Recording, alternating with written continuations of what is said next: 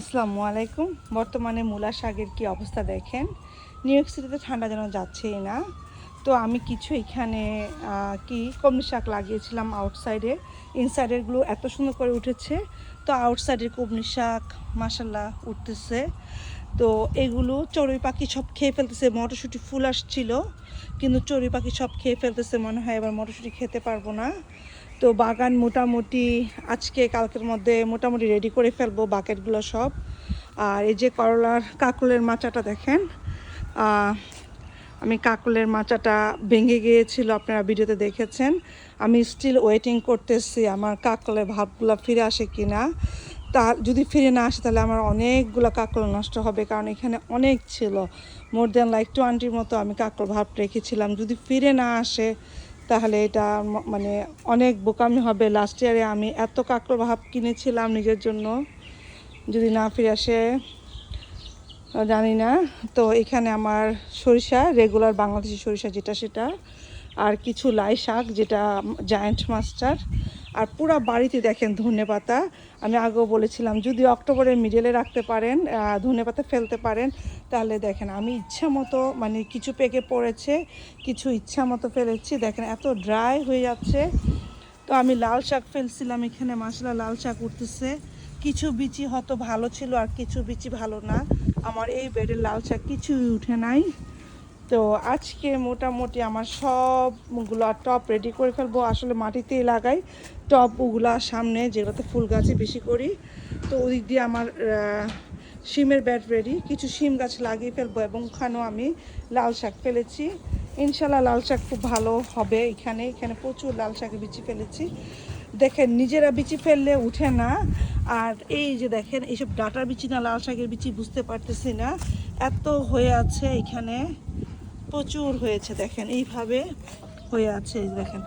তো চেষ্টা করব ধনির বিচি ফালাই যখন অক্টোবরে, তখন আমি চেষ্টা করব লাল শাকের বিচি ফেলে দেওয়ার জন্য, তাহলে কি হবে সুন্দর। দেখেন এই বেডের মধ্যে আমি প্রচুর ধনে ফেলেছি এবং ধনে পাতা উঠেও গেছে মাশাল্লাহ, এত সুন্দর। এটা আমার এক্সটেনশন লাউয়ের মাচাটা আজকে ফিক্স করে ফেলবো ইনশাল্লাহ। আজকে না পারলেও এই সপ্তাহের মধ্যে আমাকে ফিক্স করতে হবে। মাশাল্লাহ অনেক স্ট্রং হয়েছে।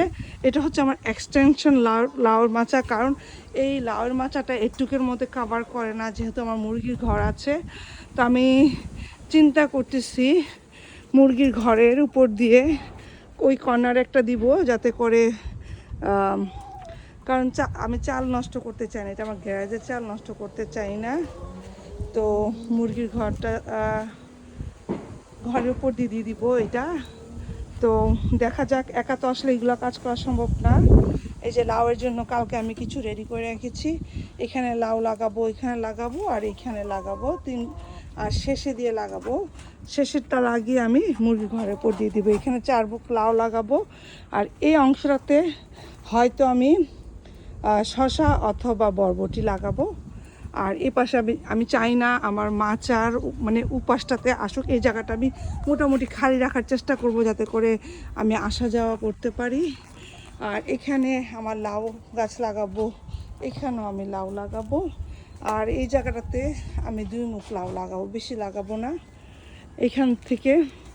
এখানে কিছু বরবটি লাগিয়ে দিব এই জায়গাটাতে, কারণ ছোট করে রাখবো, অথবা মিষ্টি কুমড়া লাগিয়ে দেবো। মিষ্টি কুমড়ার জন্য ব্যাট রেডি করতেছি, যে এইখানে মিষ্টি কুমড়া মাটিতে খুব ভালো হয়। আমি প্রত্যেক বছর এই জায়গাতে মিষ্টি কুমড়া লাগাই। তো কিছু মিষ্টি কুমড়া লাগাবো এখানে মাটিতে লাগিয়ে দিব। আর হেঁচি শাক এবার যে স্নো পড়েছে, টবে হেলাঞ্চা বেঁচে নাই, তো আমার ঘরে কিছু রেখেছিলাম, সেগুলোই আমি লাগাবো। আর করলার মাচা তো প্রতি বছরই এখান থেকে শুরু করি। এত করলা লাগাবো না, গত বছর যে 700 করলা।